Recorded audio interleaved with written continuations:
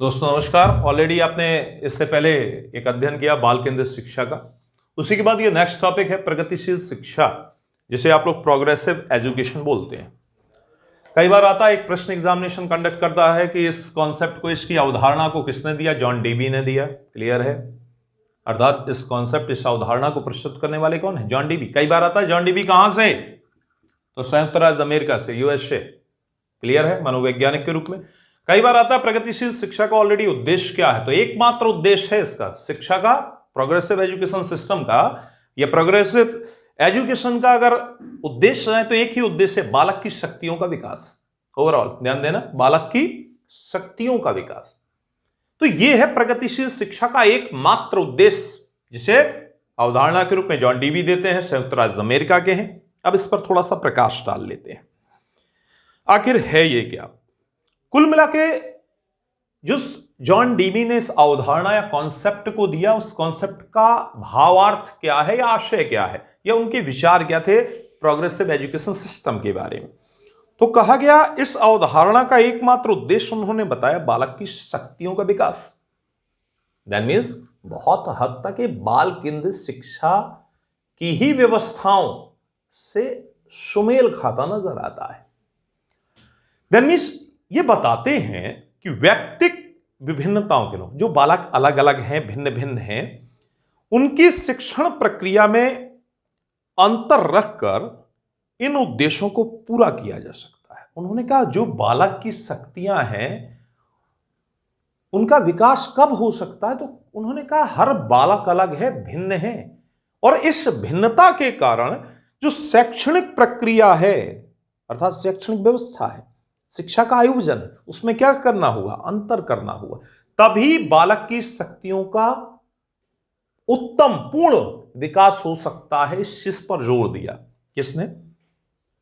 ध्यान दीजिएगा, John Dewey ने।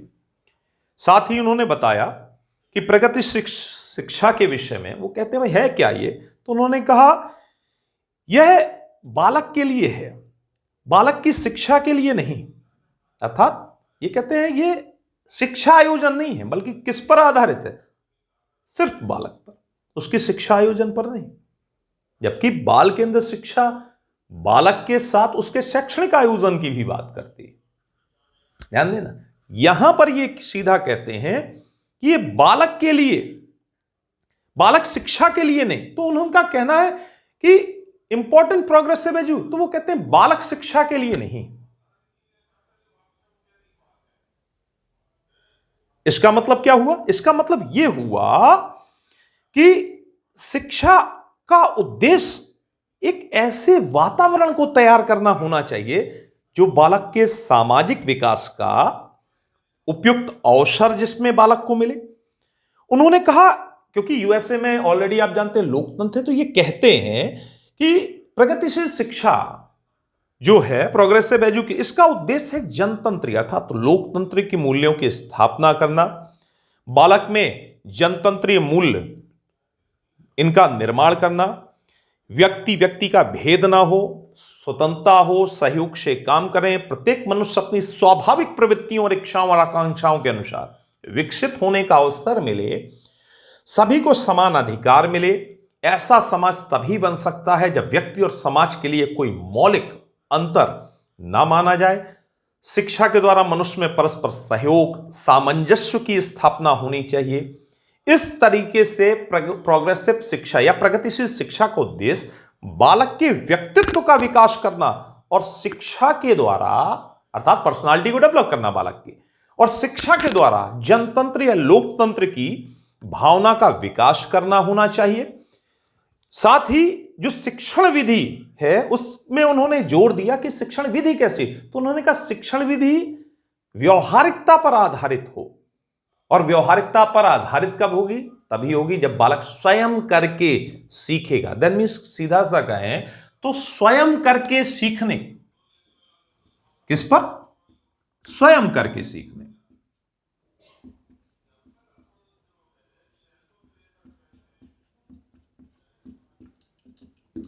की प्रक्रिया पर इन्होंने क्या दिया, इन्होंने जोर दिया। ध्यान देना। साथ ही प्रगतिशील शिक्षा के अंतर्गत डीवी ने दो तत्वों को महत्वपूर्ण बताया। कई बार आता है प्रोग्रेसिव एजुकेशन सिस्टम में जॉन डीवी किन दो तत्वों, तो दो तत्व बताए इन्होंने। कितने? दो तत्वों की बात किसने की? महत्वपूर्ण, जॉन डीवी ने। और ये दो तत्व कौन से हैं, तो कई बार पूछ भी दिया जाता है। तो पहला तत्व है रुचि, और दूसरा तत्व जो बताया उन्होंने प्रशंसा। ध्यान देना। ध्यान में रुचि और प्रशंसा दो महत्वपूर्ण तत्व बताए। किसने? जॉन डीवी ने। किसमें? प्रगतिशील शिक्षा में। क्लियर है इतना? कहने का तात्पर्य यहां पर यह है कि प्रगतिशील शिक्षा में रुचि और प्रशंसा को महत्वपूर्ण तत्व के रूप में बताया, और इन्होंने बताया कि स्वाभाविक रुचियों को समझकर एक शिक्षक, अर्थात बालक की जो स्वाभाविक रुचि है उन्हें समझकर एक शिक्षक उनके अनुसार कार्यक्रम बनाए जिसमें दबाव और भय की स्थितियां ना हो।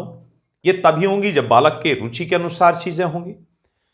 यहां पर बच्चे को करने के लिए, आत्मक्रिया करने के लिए, स्वक्रिया करने के लिए अवसर प्राप्त हो, इसके लिए डीवी ने कई चीजों पर जोर भी दिया।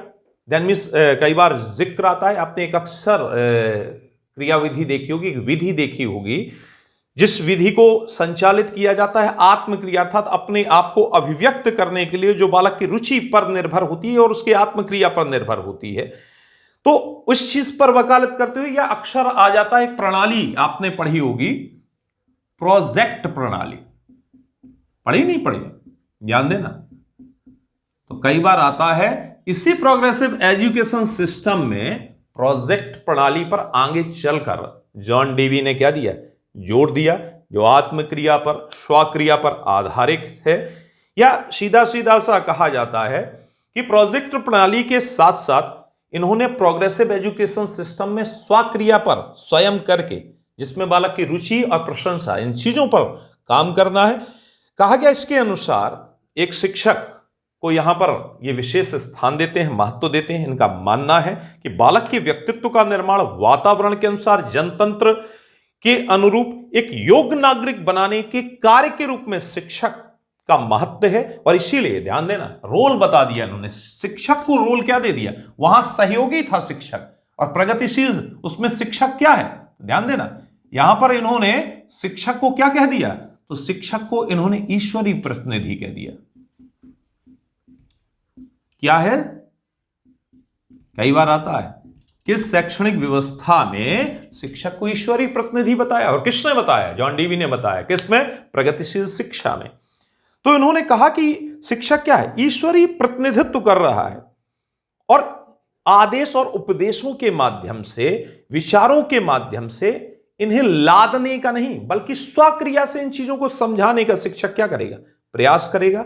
उसका कार्य क्या है शिक्षक का? तो निरीक्षण बताया कि ऑब्जर्वेशन करेगा बालक का, उसकी योग्यता, गतिविधियों के अनुरूप कार्य करने में जो बच्चा लगा हुआ है, उसमें जो कमियां आ रही हैं, जो भिन्नता के अनुरूप चीजें होनी चाहिए, उन चीजों को शिक्षक देने के लिए संसाधनों की व्यवस्था करता नजर आएगा। दैट मीन्स कुल मिलाकर अगर कहें तो उन्होंने कुछ चीजों को निश्चित किया प्रोग्रेसिव एजुकेशन सिस्टम में। वो क्या है?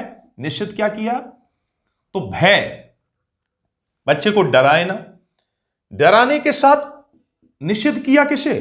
उपदेशों को। बच्चे को उपदेश नहीं चाहिए, फियर मत दीजिए, उपदेश मत दीजिए, इन सारी चीजों के साथ दंड मत दें, इनका निषेध बताते हैं। किस, क्या है ये निषेध है किसके? प्रोग्रेसिव एजुकेशन सिस्टम के। तो निषेध के रूप में भय, उपदेश और दंड का निषेध। शिक्षक का कार्य क्या? ईश्वरीय प्रतिनिधि क्या करेगा? निरीक्षण। क्या करेगा? निरीक्षण। और साथ ही वातावरण निर्माण। ध्यान देना, वातावरण निर्माण करेगा। ठीक, प्रोजेक्ट प्रणाली के विषय में। साथ ही दो तत्व जो बताए प्रमुखता से, वो क्या था? रुचि और दूसरा प्रशंसा। ये दो तत्व जिन्हें और प्रोजेक्ट प्रणाली के विषय में भी कौन, तो सीधा है जॉन डीवी। क्लियर है ना, ये सारे एग्जामिनेशन क्वेश्चंस हैं। कुल मिलाकर सीधी सीधी सी बात करूं, अगर सारांश में जाए तो यहां पर इस प्रणाली में सीधा सीधा प्रोग्रेसिव एजुकेशन सिस्टम में बताया गया कि बच्चे को जनतंत्र के अनुसार, समाज के अनुसार वातावरण एक उपयुक्त प्रदान करके उसे स्वक्रिया पर जोर दिया जाए। स्वक्रिया से बालक अपने आप का विकास करेगा, आत्मविश्वास बढ़ेगा, आत्मविश्वास के साथ बालक प्रगति करेगा। यहां शिक्षक का कार्य सिर्फ निरीक्षण करना है, उपदेश आदि भय और दंड इनका निषेध देखा गया। कुल मिलाकर आधुनिक व्यवस्था में बालक के व्यक्तित्व का विकास करने के लिए स्वक्रिया पर जोर देने की वकालत की गई। साथ ही सामाजिक प्रवृत्ति के अनुसार बालक प्रगति करे समाज के अनुरूप, इस चीज पर जोर दिया गया।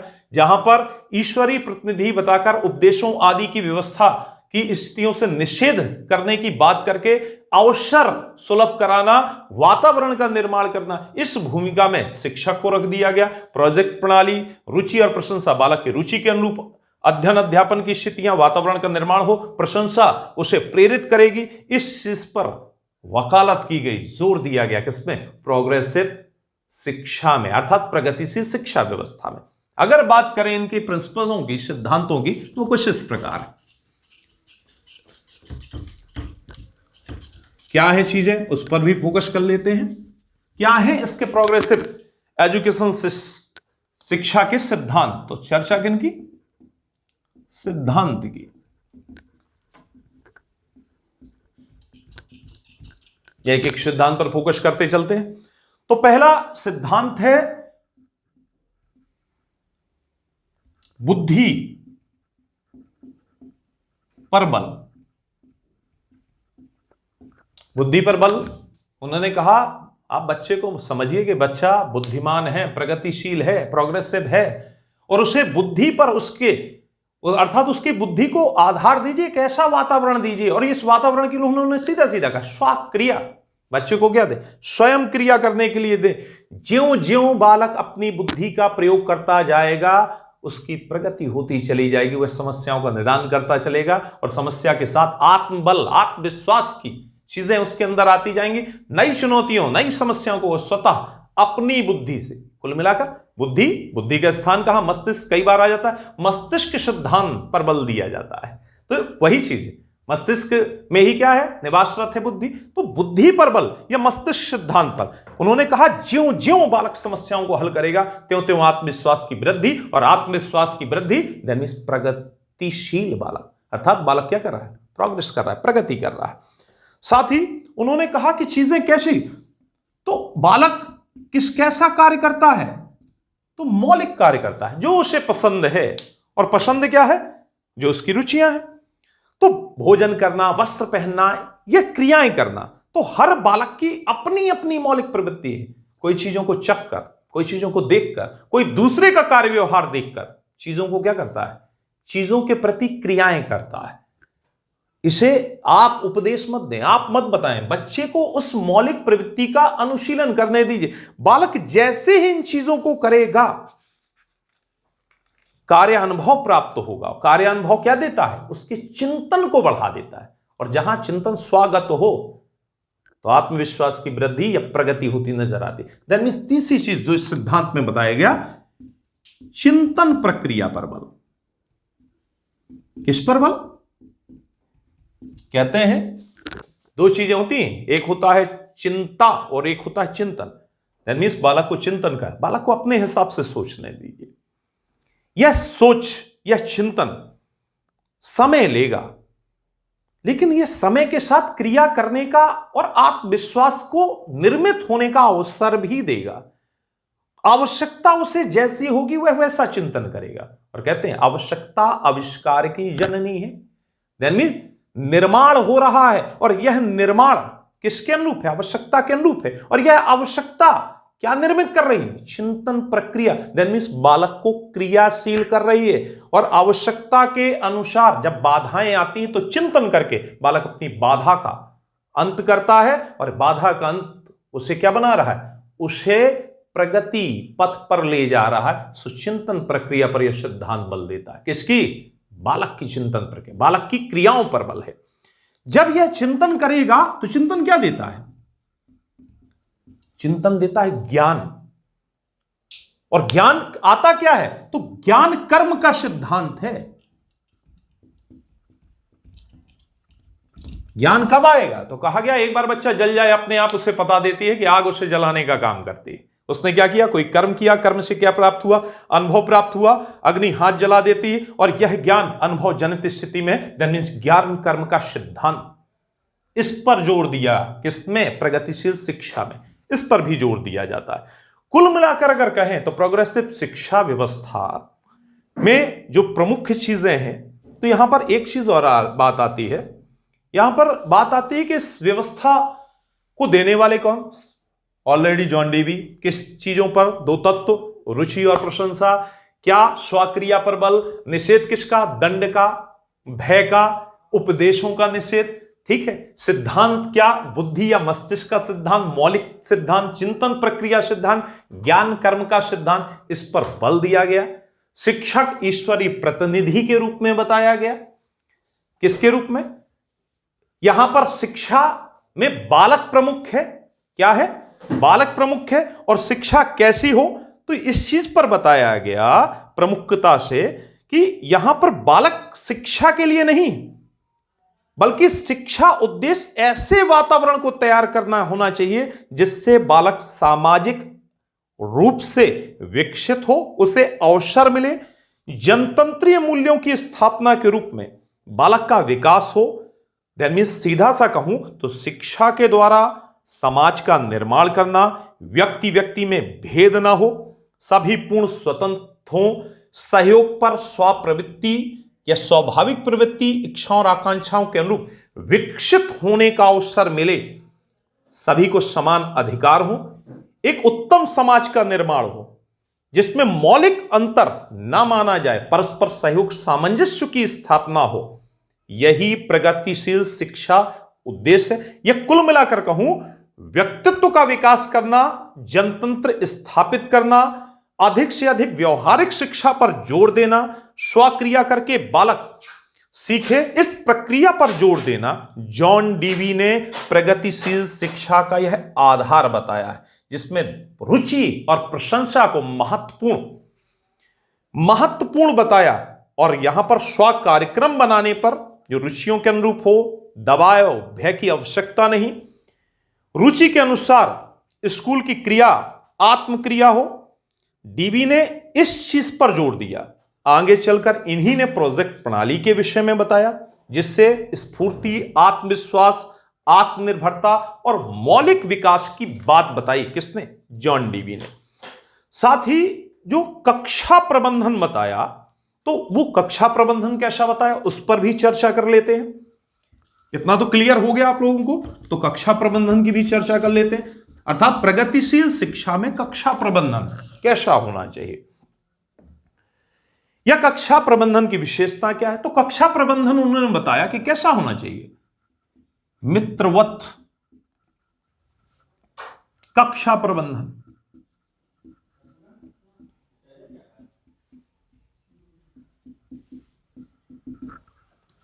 दैट मीन्स सीधा सीधा सा फ्रेंडली क्लासरूम मैनेजमेंट की बात की। किसने? जॉन डीवी ने। प्रोग्रेसिव, उनका सीधा सीधा कहना था कि जो कक्षा हो उसमें आर्टिफिशियल कृत्रिमता ना हो, उसका वातावरण ऐसा होना चाहिए जो बच्चों को मनोहारी लगे, और ऐसा लगे कक्षा में कि वह किसी उपदेशक के सामने नहीं, किसी भयभीत कर देने वाले व्यक्ति के सामने नहीं, बल्कि जो उन्हें सहयोग मिल रहा है वो अपने मित्र से मिल रहा है। इस तरीके की हो, इसके विषय में बताते हैं कि आशय यह है यहां कक्षा स्वाभाविक, शांत, सरल रूप में हो, जहां उसे एक मित्र जैसी सहायता प्राप्त हो, भय और दंड का अभाव हो। ऐसी कक्षा हो तभी बालक की स्वाभाविक प्रक्रिया नजर आएगी, आत्मविश्वास या स्वावलंबन के साथ बालक का उत्तम विकास होगा। तब बात आती है कि इस मित्रवत कक्षा का प्रबंधन कैसे किया जा सकता है, या मित्रवत कक्षा की विशेषताएं क्या है, उन पर अगर फोकस करें तो मित्रवत कक्षा की विशेषता में कुछ चीजें होती हैं, जैसे लोकतांत्रिक मूल्य हो, ठीक, साथ ही स्वतंत्रता समानता जैसी भावनाएं हो, साथ ही रुचिपूर्ण छात्रोपयोगी चीजें उपस्थित हो, वातावरण बालक के अनुरूप हो, साथ ही बालक जिन चीजों को प्रयोग कर रहा है उसमें सहभागिता को स्थान प्राप्त हो, शामिल करें बच्चों को आपस में। साथ ही यह भी जरूरी है कि शैक्षणिक अशैक्षणिक क्रिया में उसे मार्गदर्शन प्राप्त हो। मित्रवत कक्षा प्रबंधन के लिए जरूरी है शिक्षक और शिक्षार्थी दोनों के बीच परस्पर मित्रता जैसा भाव हो, कहने का मतलब सहयोग हो, सहयोग व्यवस्था का आधार बने। साथ ही यह जरूरी है इस मित्रवत कक्षा प्रबंधन में कि छात्रों को स्तर उच्च बनाने के लिए आवश्यकता को समझकर वो परिस्थिति और वातावरण निर्मित किए जाएं और उसमें परिपूर्ण सहयोग दिया जाए। यह भी जरूरी है कि जो कक्षा प्रबंधन हो बाल शिक्षण प्रणाली जो आप पहले अध्ययन कर चुके हैं उस पर आधारित हो, अर्थात बालक की रुचि, क्षमता, परिस्थिति को देखकर किया जाए, सकारात्मक सोच की दिशा में हो। इन चीजों का ध्यान देना आवश्यक है। कहने का तात्पर्य कहें तो मित्रवत कक्षा प्रबंधन जो है बालक की रुचि अनुरूप विकसित हो, निर्धारित सहयोग प्राप्त हो, प्रबंधन उत्तम हो, बालक की रुचि के अनुरूप हो, प्रभावी बनाने के लिए जिन जिन शिक्षण सामग्रियों की या संसाधनों की आवश्यकता होती है वो सारी चीजें सुलभ हो। यही प्रगतिशील शिक्षा में जॉन डीबी के द्वारा बताया गया है। तो क्लियर है, याद रहेगा आप लोगों को। यह टॉपिक आपका यहां पर खत्म हुआ है, लेकिन रिकॉल करना, बार बार देखना, और एक बार बार कहना चाहूंगा सब्सक्राइब करना। बड़ी मेहनत लगती है आप तक चीजों को पहुंचाने में।